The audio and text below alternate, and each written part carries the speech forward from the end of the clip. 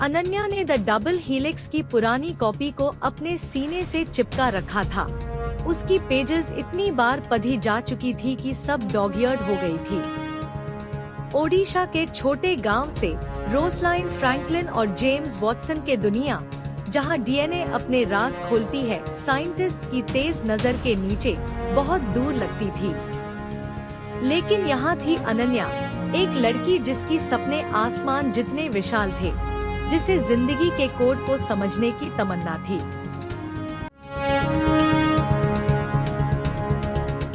उसका परिवार, जो साधारण किसानी करता था, उसकी इस अदृष्टा चीजों के प्रति जुनून को समझ नहीं पा रहा था।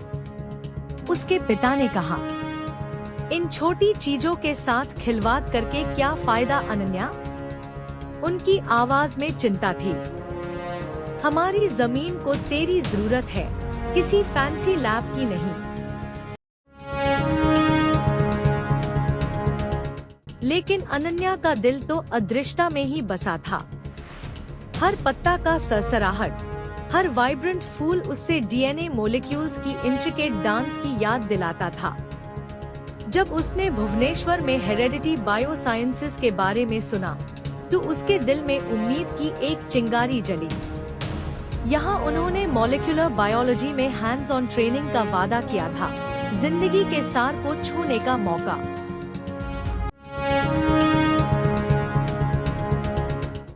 सफर आसान नहीं था।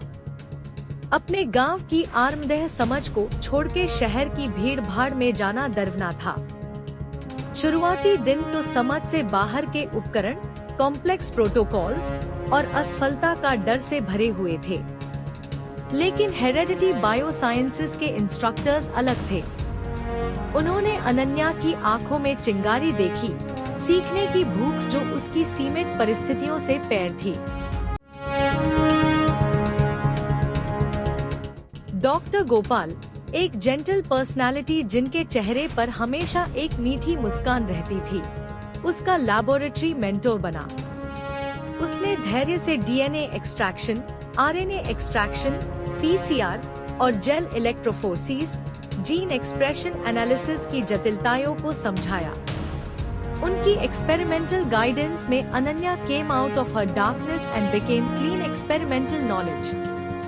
स्टेराइल लैब, जो कभी धमकने वाला लगता था, अब एक युद्ध का मैदान बन गया जहां उसने अपने इनएक्सपीरियंस को विजयी किया।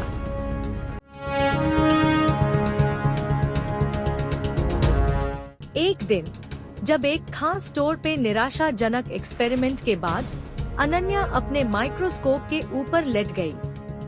आंसू जमा हो गए, डीएनए बैंड्स की तस्वीर धुंधला कर दी। डॉक्टर गोपाल ने उसके पास जाके बोली, साइंस एक सफर है अनन्या। उसने वार्मथ से कहा, there will be obstacles, but every mistake is a lesson. Never give up your curiosity.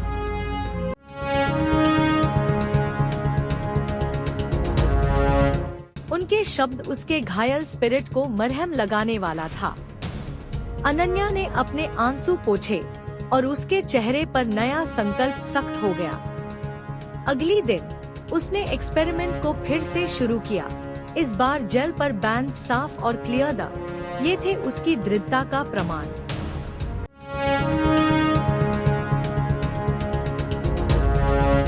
एक शाम जब सूरज की गोल्डन ह्यूज ने लैब को गर्म ग्लो में रंग दिया, अनन्या अपने मेंटर डॉक्टर गोपाल के बगल में खड़ी थे, अपने रिसर्च फाइंडिंग्स को प्राउडली प्रेजेंट करती हुई ऑडिटोरियम में। उसकी आवाज, जो पहले सेल्फ डाउट से भरी थी, अब सेल्फ कॉन्फिडेंस से गूंज रही थी।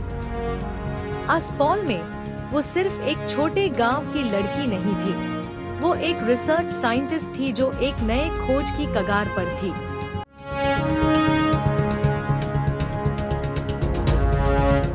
हेरेडिटी बायोसाइंसेस सिर्फ एक ट्रेनिंग इंस्टीट्यूट नहीं था, ये एक पुल था जो अनन्या के सपनों को हकीकत से जोड़ता था। ये एक जगह थी जहां इनविजिबल पेन बनता था और एक यंग लड़की की ज्ञान की प्यास एक जुनून में बदल गई थी जो दुनिया को बदल सकती थी, one molecule at a time.